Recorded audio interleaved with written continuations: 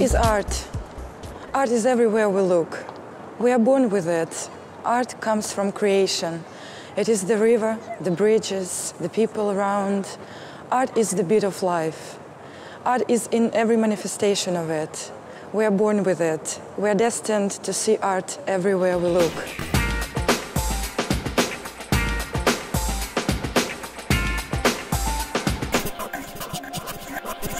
During working on this exhibition, of course, I took inspiration in jazz.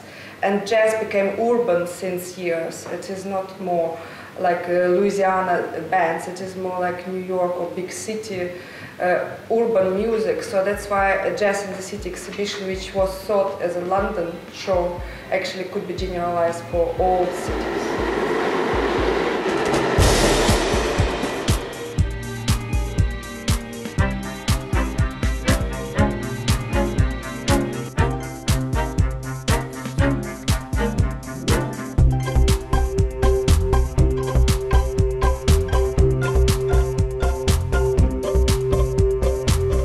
Strangely enough, fine art is usually classified as cargo insurance. Well, you might think, why have fine art among television sets, computers, electronics sailing across the seas? But very often, fine art, painting, sculpture, etc. are taken all over the world by ship and across vast tracts of countries. So it's most important that the owners and receivers of such art should be fully insured against theft, against fire damage, against loss at sea, and all the other perils that may occur. It's impossible for the insurers themselves to put a real price on art. What they do, they take the advice of loss adjusters, of experts on art, of risk assessment people, and they have to come to an agreement with the owner or the buyer of the art, and then they agree to a certain level of value, and that's the insured value. It doesn't always approximate to the real or artistic value, but it's a start at any rate.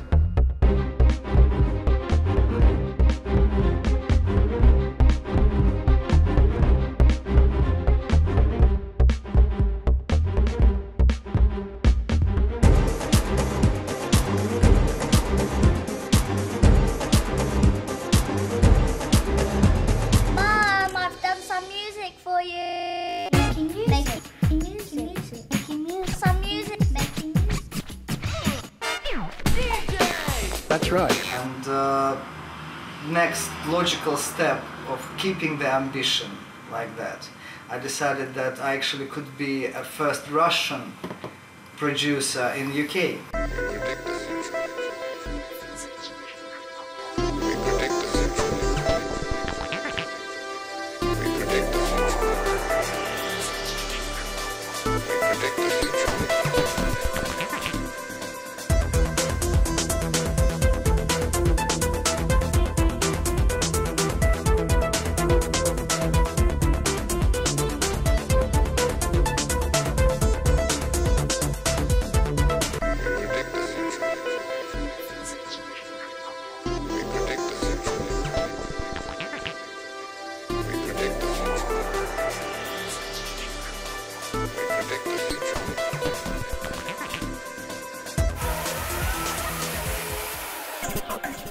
Here we are at the Rhythm Factory in the heart of East London, one of London's most contemporary and friendly venues. The Rhythm Factory is a very diverse place for music, arts. Also had very successful nights for jazz and acid jazz and old ska music and rhythm and blues. In the past we've worked closely making bands like the Libertines famous. They started here a long time ago before they were known, and since then have grown to become UK's largest band.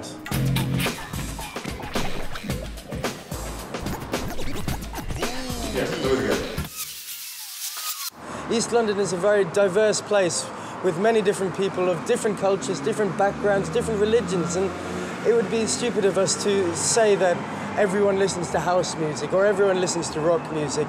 There's an audience for everyone. That's right.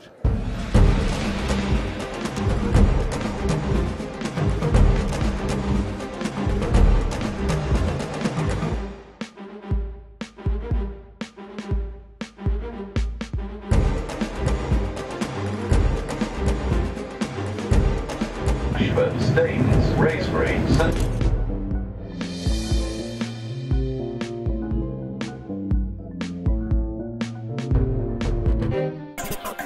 the dynamic, the mixture of people, the drives,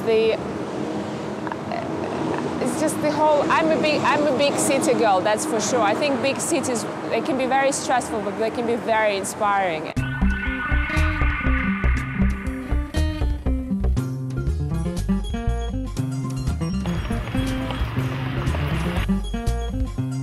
I live in London and I'm an actress. I'm really happy. I was the first Russian at my drama school, which was called the Weber Douglas Academy. I was doing Russian plays in English, Russian classical plays, Chekhov, Gorky in English, which was really bizarre, being Russian and doing Russian plays in English. But at least I taught them how to say Russian names, how to pronounce it right. One of my first jobs here was a job at the Old Vic Theatre, which you can see right at the back. I was doing a play called Cloaca, directed by Kevin Spacey. It was his debut at the Old Vic. So I'm sort of submerged in a very English theatre atmosphere with an exciting director and exciting actors. It was amazing. And I can actually bring up my own character and my real sort of Russian character and say that's me, and that's the way Russians are, and being able to speak English and do it in English.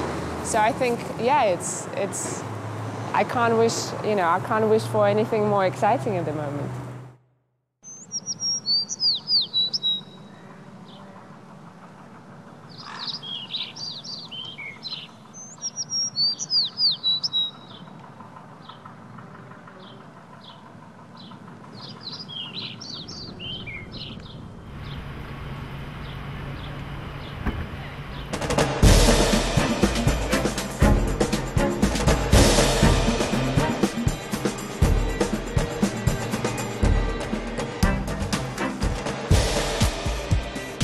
So we're trying to combine the art and the pâté together. So we're using the pictures in the art to represent the classic flavours in our pâté. So we combine the chicken and the orange for our Cointreau and orange pâté, and the venison and the chili for our Welsh dragon pâté. So very much a combination of art and pâté. And it's really just to bring together the classic art and our classic pâtés together.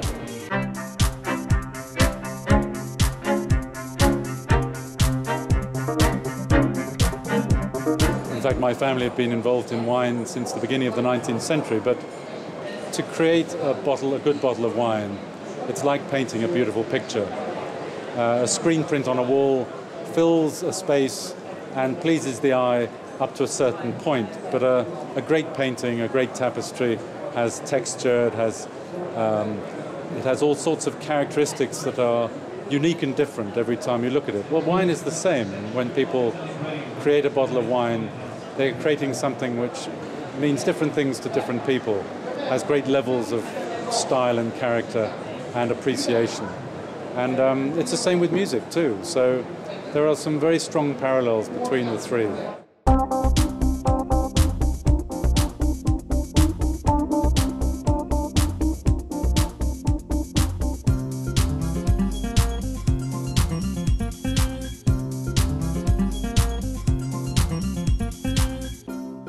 Well, looking at the bottle would be like looking at the sleeve notes to a symphony in a record, or the catalogue at a gallery. The real appreciation comes from the thing of beauty itself, and it's very subjective. All those things are subjective. There is no such thing as the perfect bottle of wine, the perfect painting, the perfect piece of music. It's in the eye of the beholder, or in this case, the consumer, and that adds to the attraction. That's the beauty of wine. I think it's more to do with civilized behavior. I think for 2,000 years and more, man has loved art, has loved music, and has made and drunk wine, and has become very civilized as a result.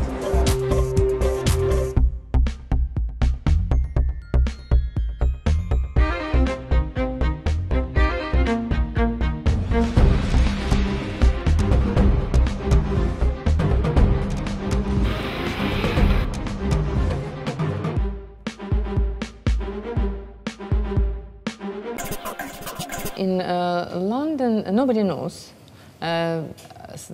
approximately it's 200,000 people, Russian speakers.